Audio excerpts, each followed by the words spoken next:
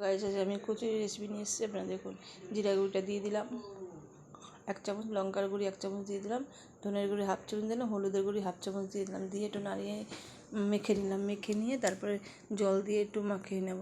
মাখিয়ে নিয়ে তেলটা গরম বসিয়ে দিলাম। তেলটা গরম বসিয়ে দিয়ে তার মধ্যে কালো জিরা দিয়ে দিলাম। দিয়ে তার মধ্যে লঙ্কা, জিরা, ধনের পেস্টটা দিয়ে দিলাম। দিয়ে তারপরে হিং দিয়ে দিলাম 1/2 চামচ।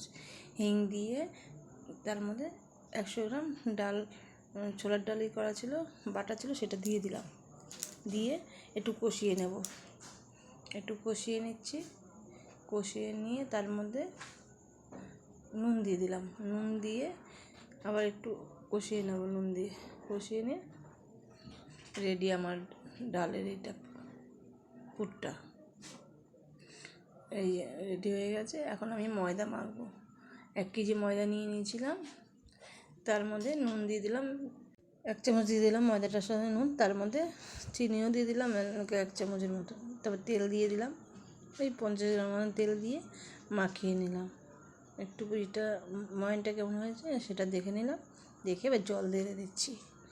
জল দিয়ে এবার অল্প অল্প করে জল দিয়ে মেখে নেব ময়দাটাকে। মেখে নিয়ে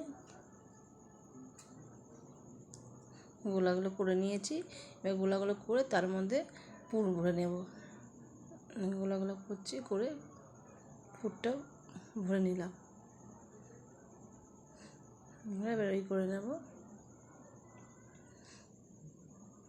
তারপর এবার বেলে নেবে। বানানো হয়ে গেছে। আমি তেলটা গরম বসিয়ে দিলাম।